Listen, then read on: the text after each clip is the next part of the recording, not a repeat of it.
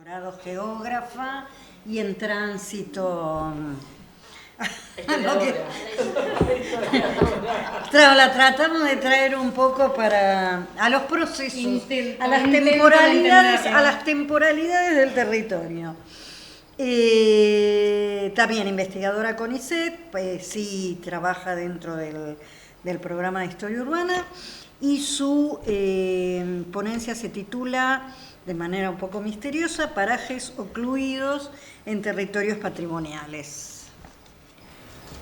Bueno, más que nada, primero aclarar que los voy a hacer viajar, sobre todo a quienes no son de aquí, hacia el norte del país, que es a donde he estado trabajando los últimos 15 años.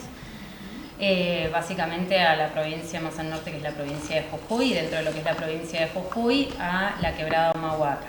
La Quebrada Humahuaca fue declarada Patrimonio de la Humanidad en el 2003, es un lugar precioso para visitar, aparte de todo. Acá lo tenemos, digamos, dentro de lo que es la Argentina, para que se ubiquen al norte, y esta idea de a territorios patrimoniales, ¿no? Y esta idea de pensar que los nuevos conflictos que surgen en este tipo de territorios tienen que ver con que si en algún momento se valoraba la arqueología, la historia de la arquitectura en un primer momento, luego se valoró la arquitectura menor, la vernácula, los lugares, los pueblos. En este momento ya hablamos en muchos casos de patrimonios territoriales, en donde estos paisajes culturales, los itinerarios culturales traen consigo nuevos desafíos y nuevas problemáticas para analizar y tener en cuenta. Justamente acá, antes yo me voy a poner el tiempo para saber cómo voy. Yo te puse. ¿Vos me pusiste tiempo? Bueno, en este trabajo justamente lo que me propuse fue identificar los asentamientos humanos ocluidos dentro de este paisaje cultural, que restituyan la trama de relaciones entre artefactos, personas y lugares, pero que quedaron invisibilizados en aquella imagen reconocida por la UNESCO, realizada y pensada como un itinerario cultural. Básicamente, cuando declaran Patrimonio de la Humanidad a lo que es el territorio de la quebrada, que es este que está aquí, la declaran, la parte declarada es este tramito de aquí, que es más bien lineal, todo el resto es área de amortiguación, como la llama la UNESCO, y estaba, desde Jujuy, presentaron a la quebrada como un itinerario cultural. UNESCO responde y dice, esto es un paisaje cultural. No lo reconoce como un paisaje cultural y no como un itinerario.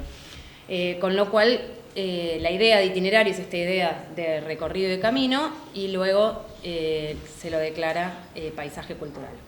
Yo, para que se ubiquen un poco, estamos en lo que es Jujuy, y Jujuy tiene ciertas idiosincrasias propias, cultura propia, en donde hay algo que sí se repite mucho, que es en las localidades rurales de la Quebrada Humahuaca, el caminar constituye la práctica base de todas las actividades cotidianas. Los trabajos agrícolas, la cría de animales, la recolección de leña, los trabajos en la escuela. Esto es algo que todavía hoy se sigue viendo. No significa que toda la Quebrada Humahuaca se dedique a esto, pero sí significa que es parte de su cultura y de su tradición. Y tuve que empezar a analizar y a buscar por qué se me invisibilizan algunos lugares, qué lógicas tienen, cómo son estos lugares. Y esto, que fue un trabajo que presenté acá muy desordenado, que las quiero mucho, que me han ayudado a ordenarlo cuando lo presenté el año pasado al grupo, pude hoy ordenarlo en estos 7 puntos.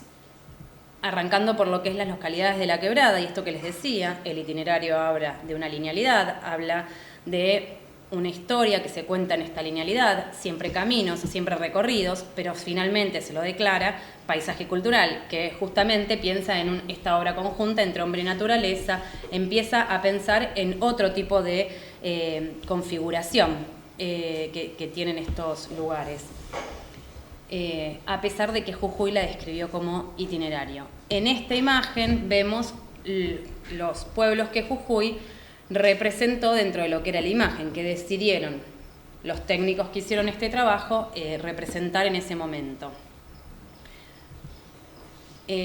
Obviamente esto tiene correlación con la historia de este territorio, en donde se declaraban a determinar, justamente dentro de lo que es este mapa de la década del 40, de 1940, como aquí se marcaban ciertos puntos que eran justamente donde estaban las principales capillas y los principales edificios y los principales restos arqueológicos. Y esta idea que la quebrada no era en sí esta unidad de carácter definido, sino que justamente era para otros autores como Benedetti este pasaje, que es un geógrafo, entre lo que era la Puna y lo que era todo el territorio de selva del otro lado de Jujuy. La quebrada más como un pasaje y no tanto como esta región que hoy día la reconocemos como tal. Para empezar a pensar a este territorio de la UNESCO, hace ya 10 años trabajamos en lo que es el Atlas de la Quebrada, en donde pudimos analizar transformaciones en este territorio y analizar en sí el territorio en diferentes capas. En estas capas analizamos desde los ríos, desde la cartografía, a partir de estos mapas que eran del IGN, del Instituto Geográfico Militar, en realidad eran del 40, pero compramos también los del Instituto Geográfico Nacional hace 10 años, y como el principal camino, que lo representamos a propósito para marcar los puntos poblados y poder compararlos con los actuales. Lo que hicimos fue justamente ver cuáles estaban marcados ya en aquel momento, y sucede esto que vengo diciendo, que la historia ya de por sí reconocía ciertos puntos dentro de lo que era la quebrada, y el resto no eran tan reconocidos. Lo mismo como los recursos turísticos se fueron señalando en diferentes guías de turismo, y también los recursos turísticos estaban marcados sobre este eje norte-sur de la quebrada, asimismo los recursos patrimoniales declarados como tales. Pero bueno, no conforme con esto, porque sabía que había una complejidad que me estaba quedando oculta en el territorio, empecé a analizar las localidades y parajes, y lo llamé localidades y parajes según lo fueron llamando los diferentes entes. Sí, localidades lo llamaron en la UNESCO, localidades y parajes según los datos gubernamentales, tal cual lo llamaron las entidades que así lo hicieron. Lo mismo pueblos en la guía de turismo, o sea, dependiendo el nombre que le puse, yo en todo momento me refiero a puntos de concentración humana identificados en los mapas que analizo, porque en definitiva para mí son esos. Hay algún reconocimiento de que ahí hay un punto en donde se concentra. No me puedo quedar si es o no, justamente, por esto que sucede. A nivel el INDEC, el Índice Nacional de Estadísticas y Censos de acá de la Argentina, obviamente reconoce solamente a 3 localidades, porque son las únicas 3 que tienen más de 2.000 habitantes en el lugar. Todo el resto tienen menos de 2.000 habitantes, con lo cual para el INDEC el plano me queda prácticamente rural, no me queda habitado. Obviamente que dentro de lo que son los mapas gubernamentales, tengo más como es este mapa de infraestructura censal de la provincia de Jujuy, que me llega a señalar 15 localidades, pero aparte de eso me señala algunas manchas urbanas porque son de mayor tamaño, y en esas manchas urbanas se empiezan a mezclar hasta los nuevos asentamientos. Lamento no haberles traído el zoom, pero acá se mezclan hasta nuevos asentamientos que están cerca. No creo que le pueda hacer zoom a eso porque está medio... No, espera, te pongo el... el puntero, sí. En este sector, si ven, hay ciertas manchitas. Esto es la capital, pero acá hay manchitas que llegan hasta marcar los nuevos asentamientos del lugar.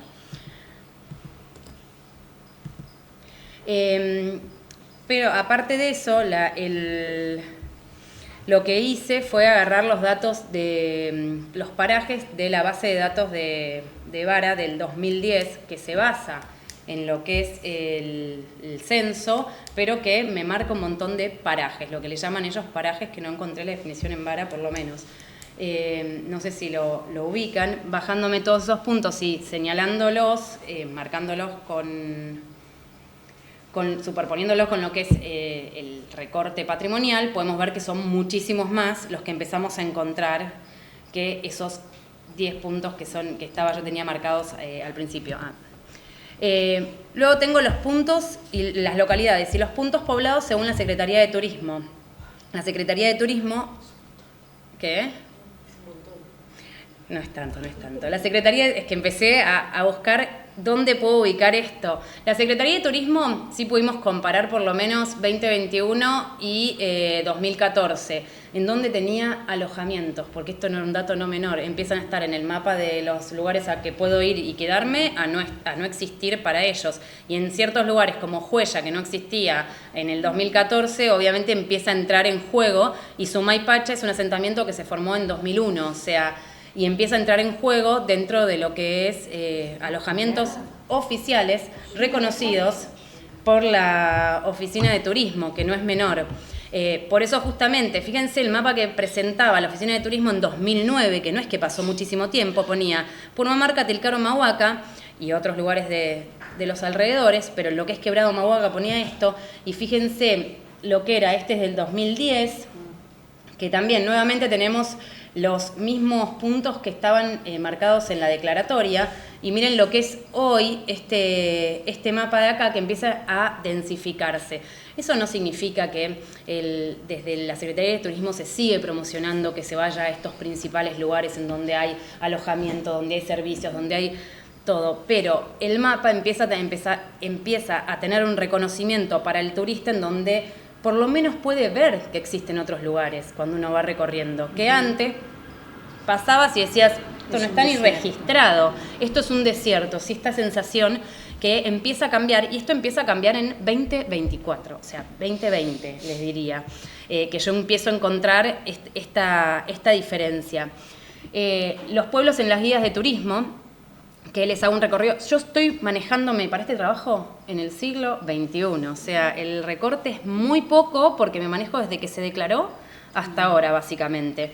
Y tenemos las guías de turismo como las del ACA, que esto fue lo que hice, agarrar todas las del ACA. Fíjense, San Salvador empieza Volcán, Tumbaya, Purmamarca, Maimará, Tilcara, Huacalera, y empieza a pasarme lo mismo en estas guías.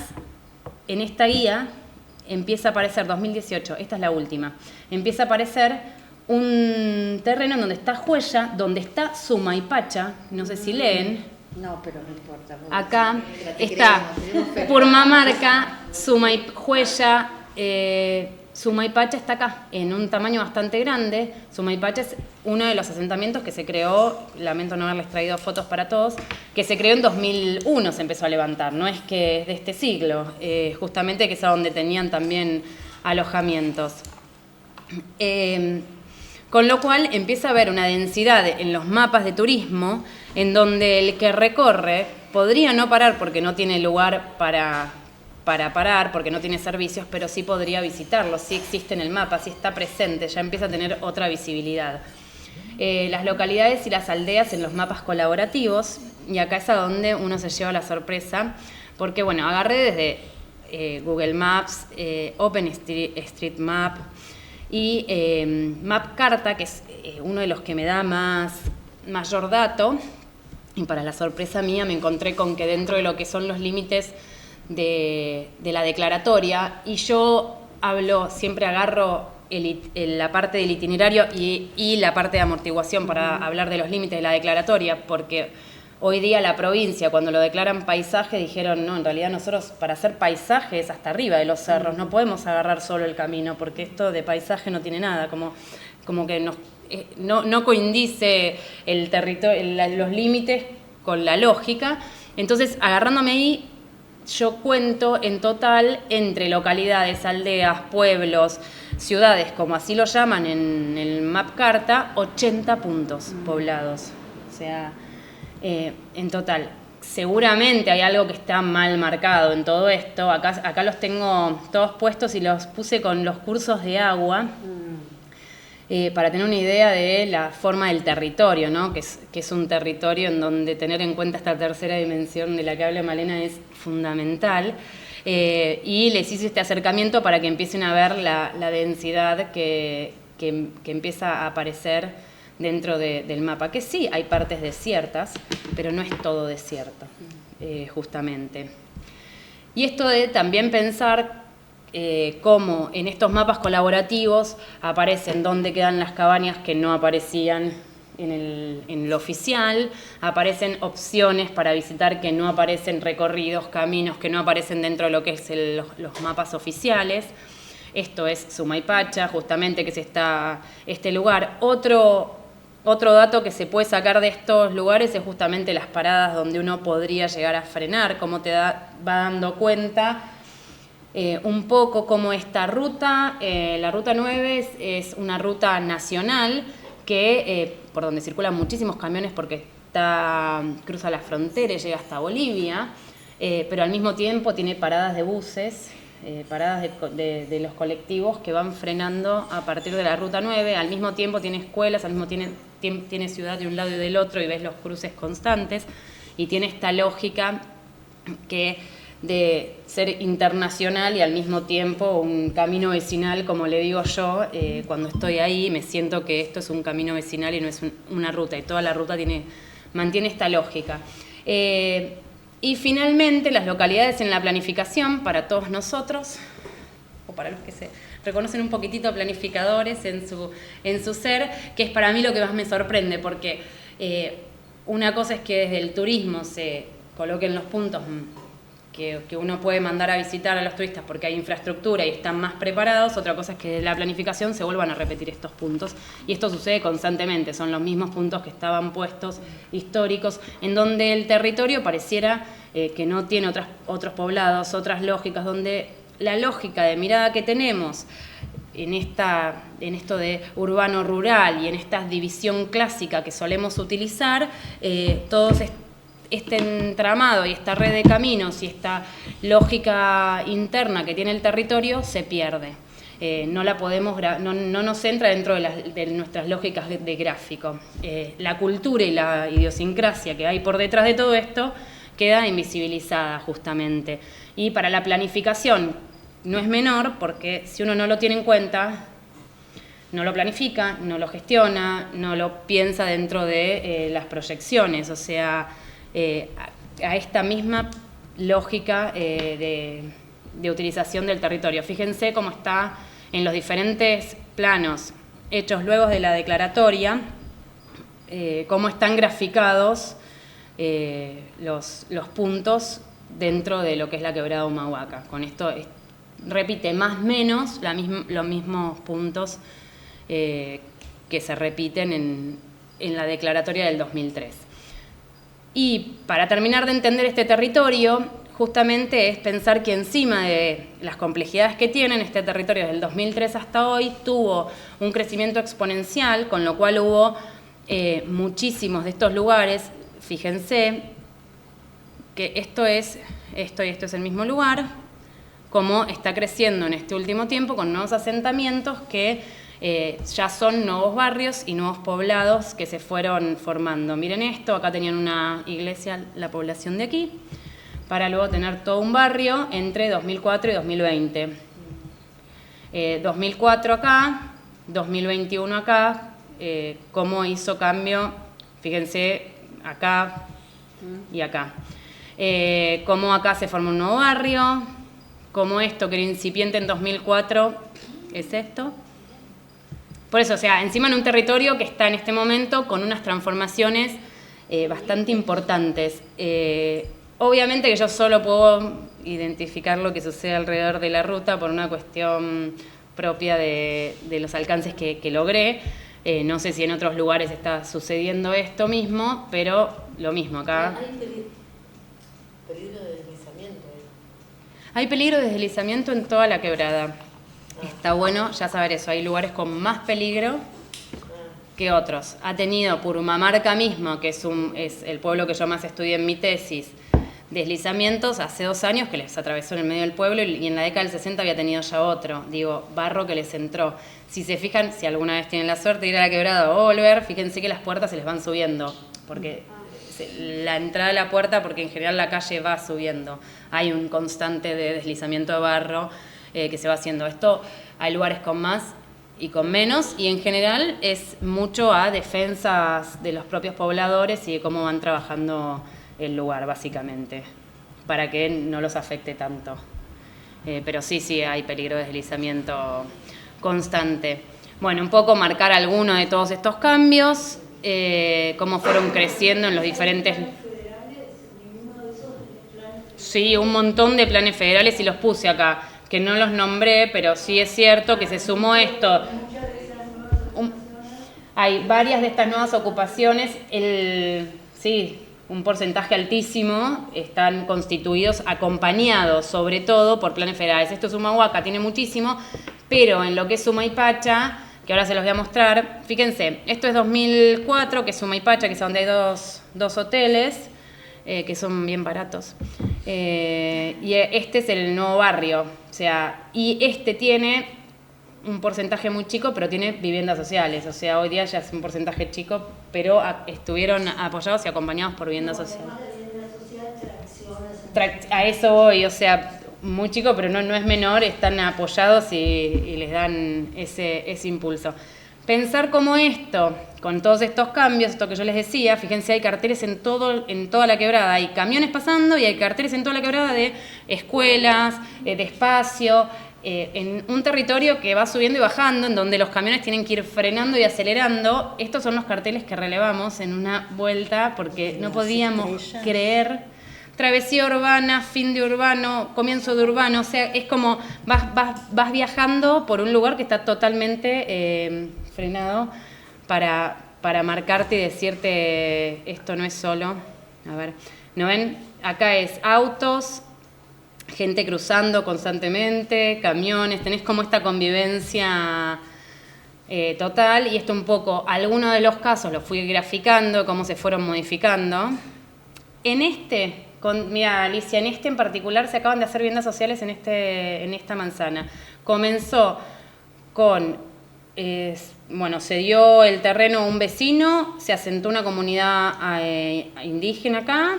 Después se dieron otros lotes, se asentaron vecinos de Purmamarca, acá hicieron ahora vivienda social, o sea, tiene como una construcción con lógicas muy diferentes y sigue creciendo. Y estos son lotes que están vacíos, pero ya delimitados con cordón cuneta por el Estado, o sea, que probablemente vengan o nuevas viviendas Y esto, en cambio, es otro de los casos en donde no hay ni comunidad, solo son vecinos que se asentaron de este lado.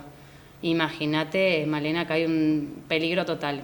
Sí. Están constantemente poniendo barreras acá para que se desvíen todos los barros que hagan falta.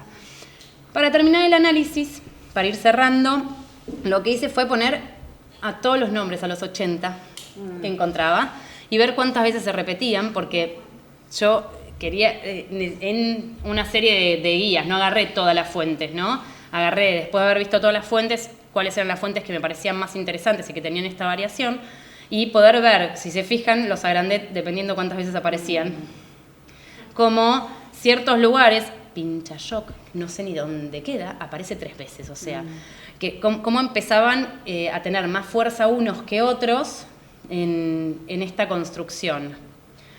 Para poder ver que básicamente me da que son 15 los que más se repiten, que tienen de 4 repeticiones a más, el resto aparecieron en 2 fuentes, o sea, 2 fuentes que los aparecieron una vez cada uno y no más que eso. Bueno, en esta comparación de fuentes, si ven, el Map Carta obviamente es el que más puntos marca. Ministerio de Turismo en 2024 es otro de los que marca mucho, y el VARA del 2010, que justamente analiza a todos los asentamientos, también es uno de los que más reconocimiento tiene, obviamente puesta otra mirada en el lugar, y logra identificar esta lógica del territorio. Yo, para cerrar, justamente esta idea de que existen muchas maneras o categorías para analizar los asentamientos que dependen de la perspectiva y los fines que tengan, y así se visibilizan unos y se invisibilizan otros sitios. La fuerte impronta del itinerario cultural sobre la quebrada Humahuaca dificulta otras formas de pensar la quebrada en ciertas fuentes, que reconozca esta trama compleja de puntos y redes del paisaje cultural.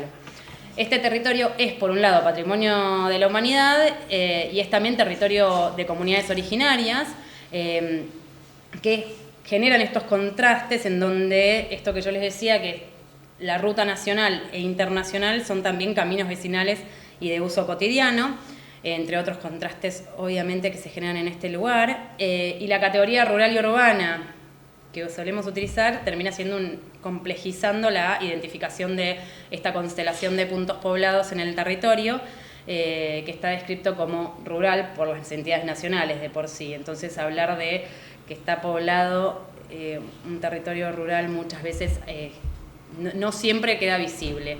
La forma de habitarlo justamente es cada vez más vinculada a formas urbanas en muchos de estos puntos, pero la lectura sigue siendo muy, muy compleja para poder verlo. Y bueno, y esto de pensar que el Ministerio de Turismo y las guías de turismo sí están reconociendo esta densa estructura, pero que continúan ofreciendo estos circuitos de este rosario de pueblos para los visitantes,